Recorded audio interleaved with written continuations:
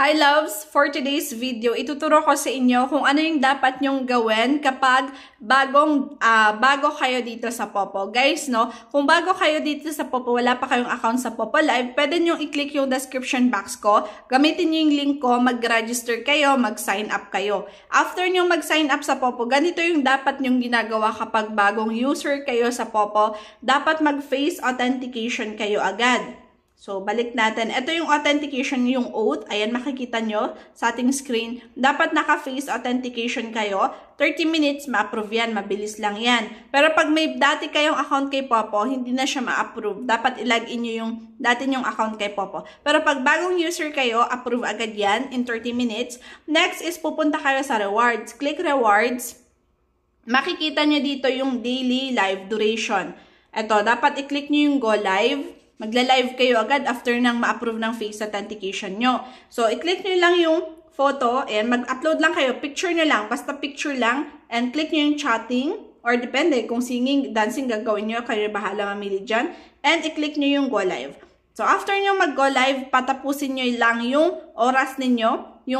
Kasi bagong user kayo, 2 hours yan. So, patapusin nyo yung 2 hours na solo live ninyo. Ano yung ginagawa sa live? Pwedeng kahit wala. Pwede kahit nanonood kayo, nasa office kayo, basta kita yung face nyo sa live. Kumakain kayo, okay lang yan. Basta kita yung face nyo sa live. Ang bawal naman sa live, para di kayo agad magka-violation, is bawal bata, bawal baby, bawal tao na background. Dapat ganito lang, face mo lang yung kita. Bawal yung iba na iba yung pinapanood, iba yung nilalagay nyo sa live. Dapat face nyo lang. Bawal yung mga ibang substitute sa live. Okay? Para di kayo magka-violation. And dapat strong internet connection para makompleto nyo yung new users task ninyo. So, pwedeng putol-putol yung solo live. So, pag di mo siya kaya tapusin ng 1 hour na tuloy-tuloy, pwede mong i-cut yung video mo tsaka ka ulit mag-solo live pag meron kang free time, okay? So, ngayon, ito yung new users task na sinasabi ko. 7 days yun na ibibigay ni Popo. So, ang live ninyo na points na makukuha nyo is 10,000 points per hour. Pag bagong user kayo, 10,000 points per hour, 2 hours yung solo live mo. So, 10 times 2, 20,000 points per 2 hours na solo live mo dahil bagong user ka kay Popo. So, ang equivalent niyan sa dollars is $2 po. Ang 10,000 points ay $1 yan. So, 20,000 points is $2 po yan. So, sayang kasi kapag di nyo ilalive yung new users task ninyo. So, dapat mag-live kayo. Araw-araw yon na tig 2 hours hanggang sa ma-reach mo yung 7 days. Pero pag nagka-violation kayo, ang lalabas dyan, 1,000 points per hour na lang. Ito siya, yung hourly age, makikita nyo sa rewards. Pag nag 1,000 points per hour ka, ibig sabihin ordinary member ka na. So, pag ordinary member, isang oras na solo live, 1,000 points. Isang oras sa party live, 800 points. So, araw-araw, ganun na po yung ating tasking. Okay? Kaya lagi kong sinasabi sa mga bagong users kay Popo, talagang mag-live kayo guys. Mag-live kayo agad dahil sa new users task ninyo, pwede kayo maka-withdraw.